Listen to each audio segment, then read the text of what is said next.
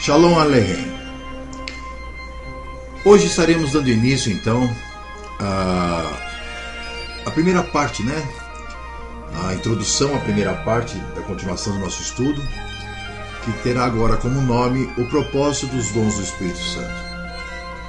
Nós já vimos naqueles 4 primeiros estudos algumas colocações sobre línguas, sobre pentecostalismo, né? E agora nós vamos estar vendo o propósito desses dons, né? Por que Yahvé Elohim, ele deu esses dons a certos homens, né? Por que isso tinha que acontecer?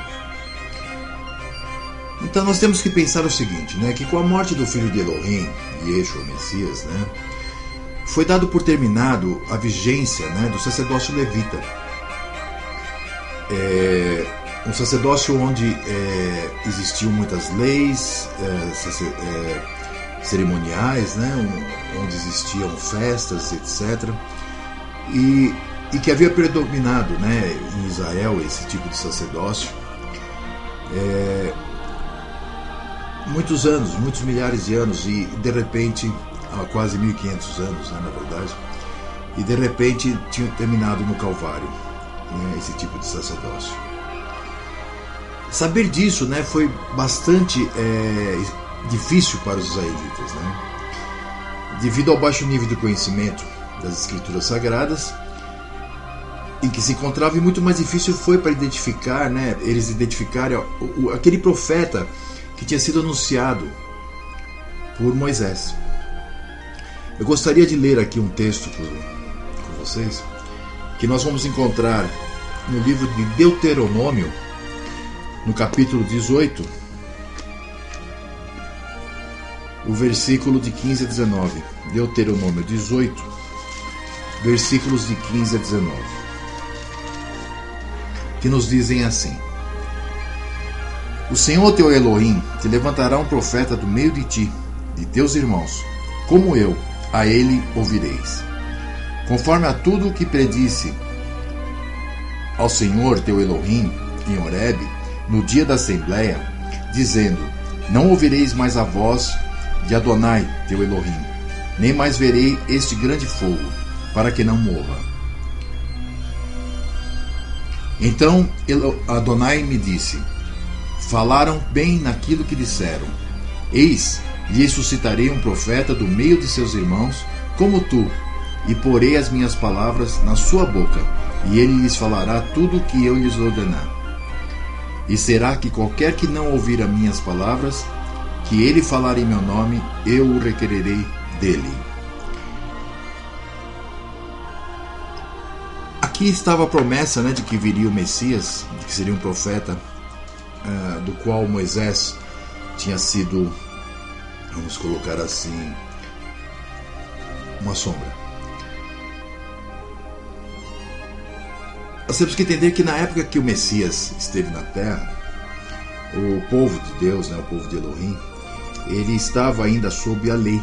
Ele era regido pela lei, né, totalmente, pelo sacerdócio levita, etc.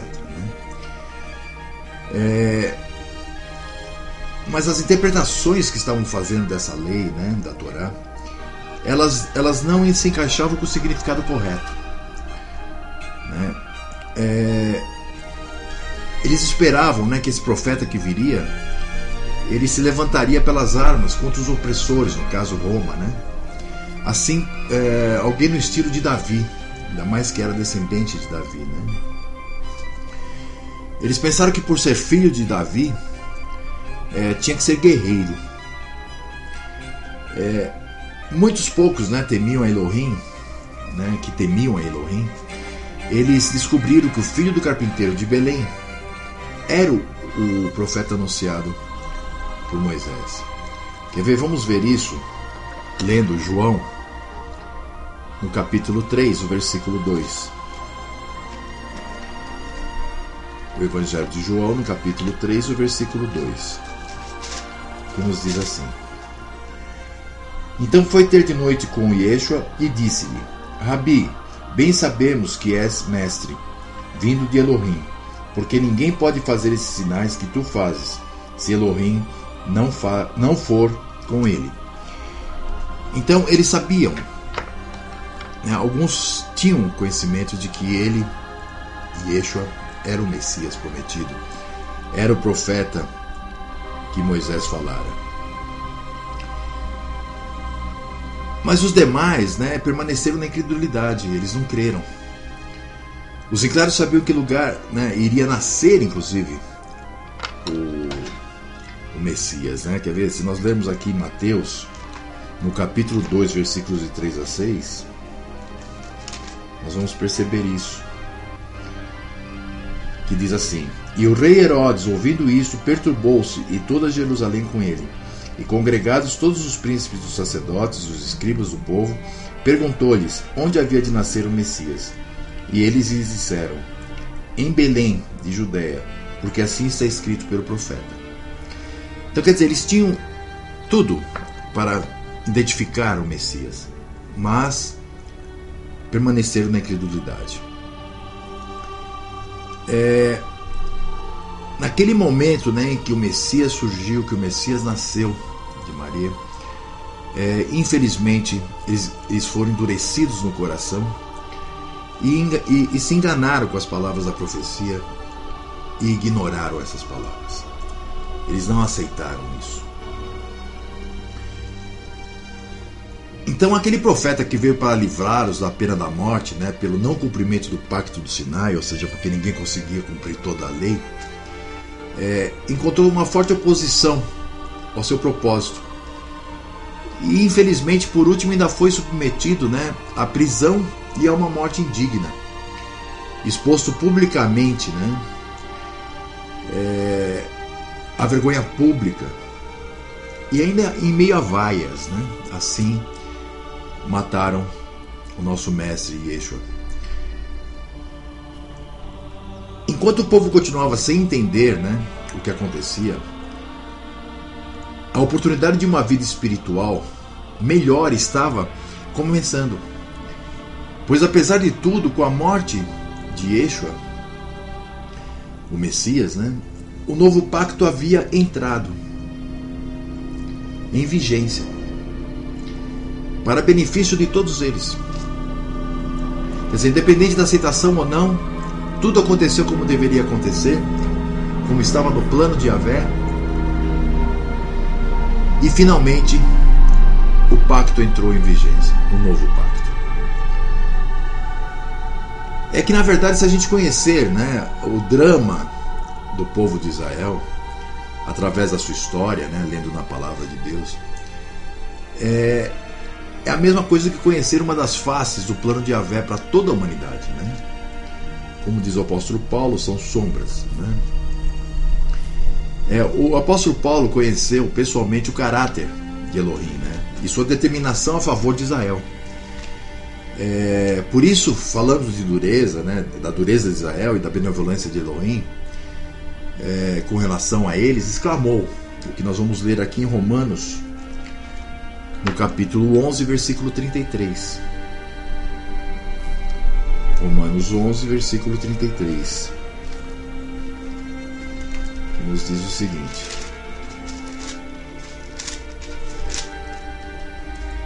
(11, 33) de Romanos,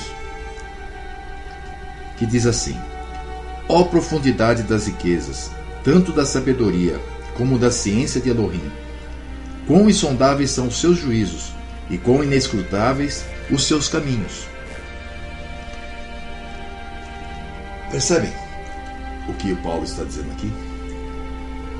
Vejam, somente conhecendo esse drama, né, quer dizer, o drama do povo de Israel, porque na verdade é um drama, né?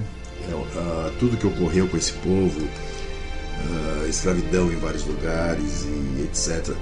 É um drama. Se pode entender porque o mundo, né, que se diz cristão, aí a cristandade, né, está em dívida com Israel, né? Porque eles foram rejeitados legalmente para dar ao mundo essa oportunidade de salvação, e a cristandade deturpou tudo. Disso que mesmo os tempos, né, de um melhor pacto, né, trazidos pelo Filho de Elohim,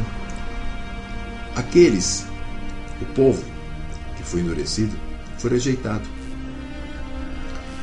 Então, mesmo assim, Elohim tem mantido firme, né, a promessa para com eles. E ao mesmo tempo abriu a porta da salvação a todo o mundo, a todo aquele que crer, que for enxertado na oliveira.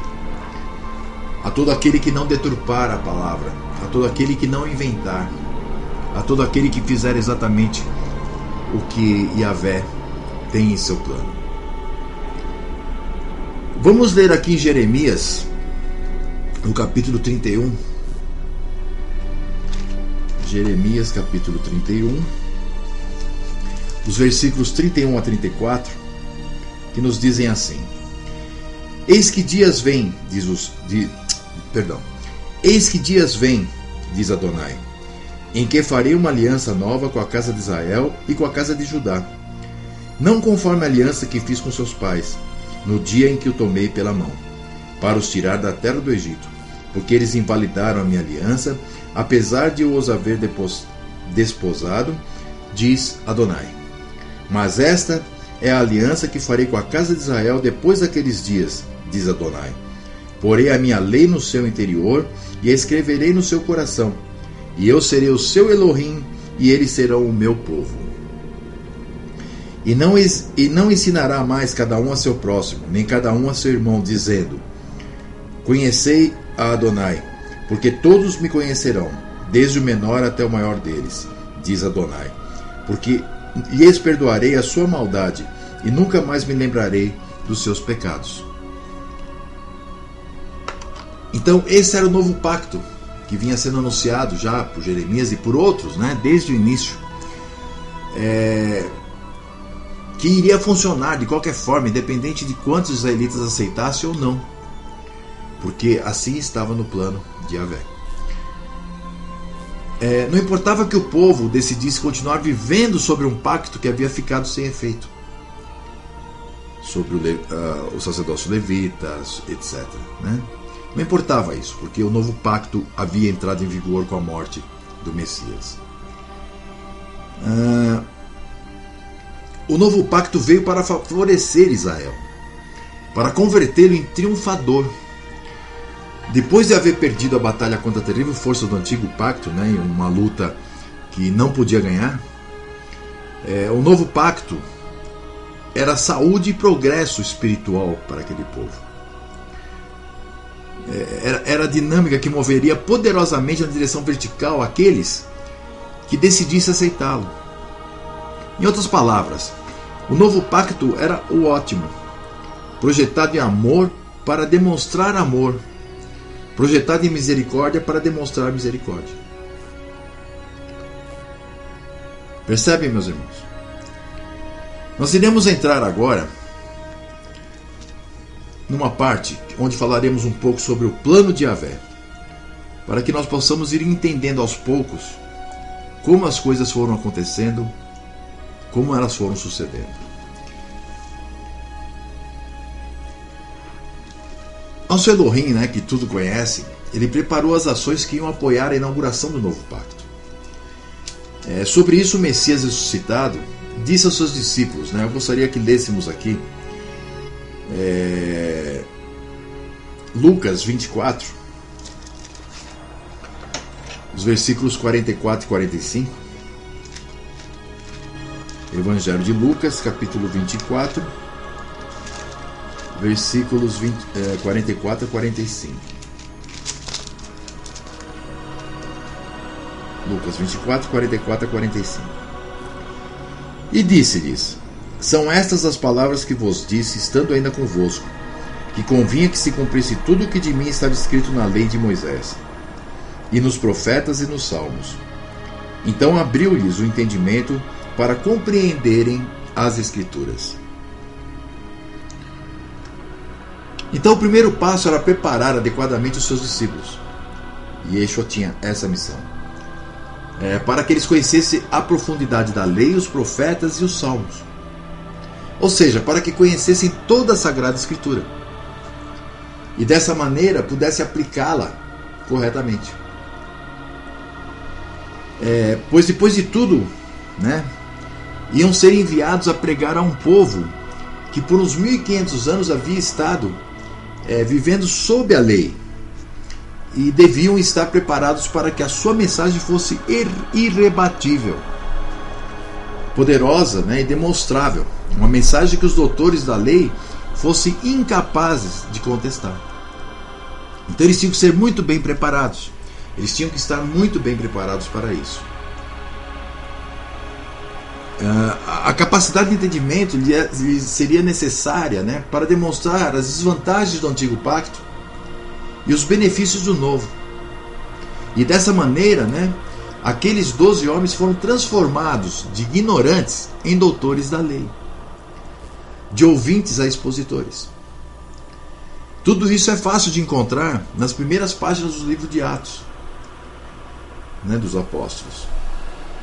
Assim sendo, o primeiro passo que foi atribuir-lhes, né, um entendimento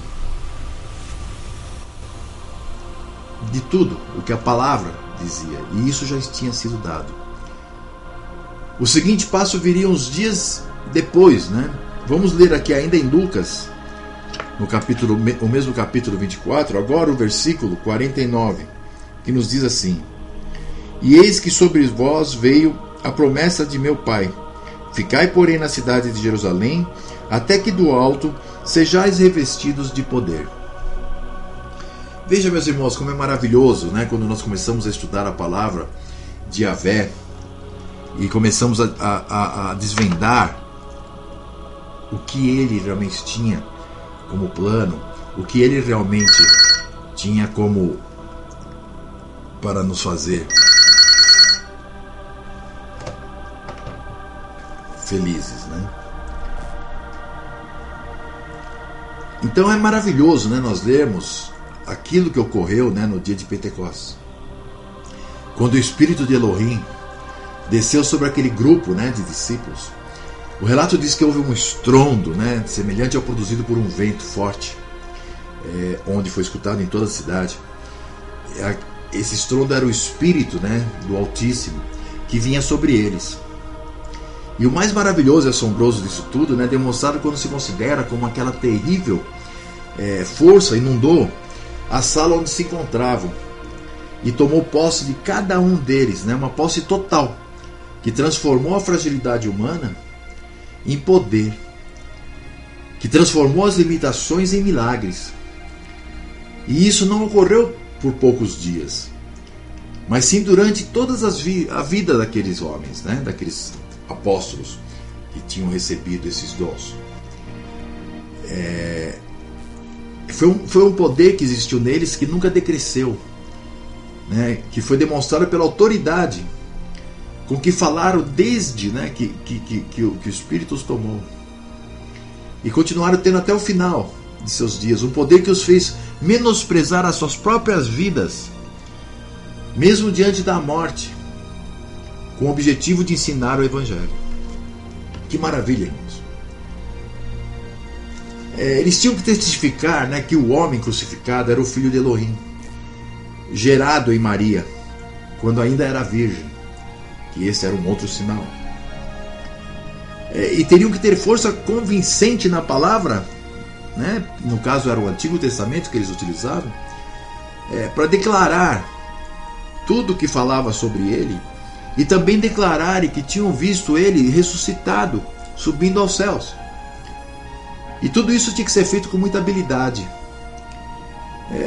e tendo, claro, sempre a Escritura como base, para que os israelitas pudessem crer, pudessem entender, que eles pudessem abrir os olhos e ver.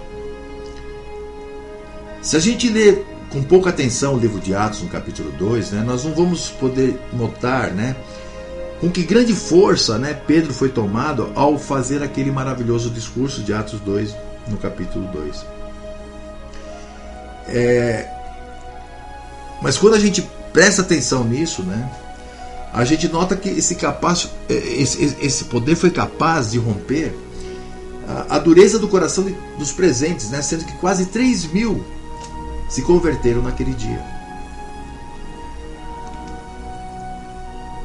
as autoridades judias, né, que os conheciam, se perguntavam como haviam adquirido o poder de falar. Quer ver? Vamos dar uma olhada em Atos, do capítulo 4, o versículo 13.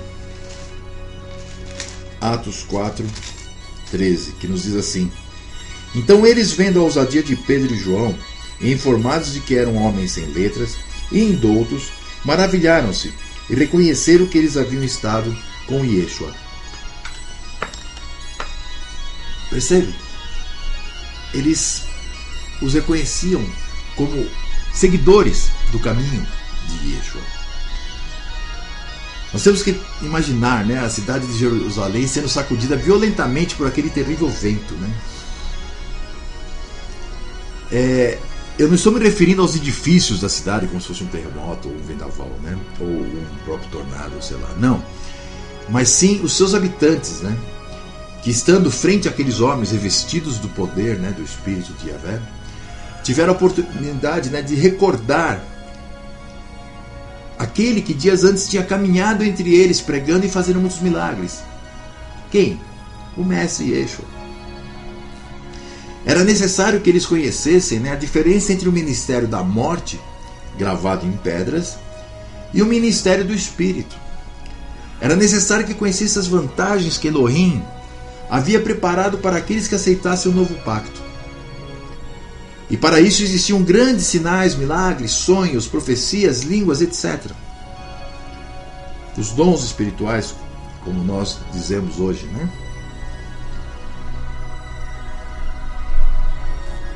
Nós temos que entender que o maior impacto, né, que houve, o que era mais notado, era o poder do Espírito que se colocava sobre cada pessoa redimida, que experimentava o poder que transformava rico ao pobre e insábio o ignorante, que enchia de confiança a quem não tinha esperança, que fortalecia o fraco, que valorizava a quem não possuía nenhum valor e tornava livre o escravo. Os moradores de Jerusalém tinham que conhecer as vantagens do novo pacto, né, para não continuar esperando justificação por obras sacrificiais mortas, mas sim alcançar o poder de Elohim que se manifestava por meio daqueles pregadores. Bom, assim terminamos mais uma parte, né, essa primeira parte do estudo, estudo 5, né, que agora estamos com o nome de o propósito dos dons do Espírito Santo. Esperamos que continuem a assistir esse estudo, para que possam conhecer qual o propósito verdadeiro de Yahvé ao dar aos homens, né, os dons espirituais. Hoje é sexta-feira, em breve estaremos ao pôr do sol. Eu espero sinceramente que tenhas um Shabbat Shalom e que na sua congregação estudem muito a palavra de Yahvé e estejam em harmonia com seus irmãos. Que Yahvé os abençoe e guarde. Shalom Aleichem.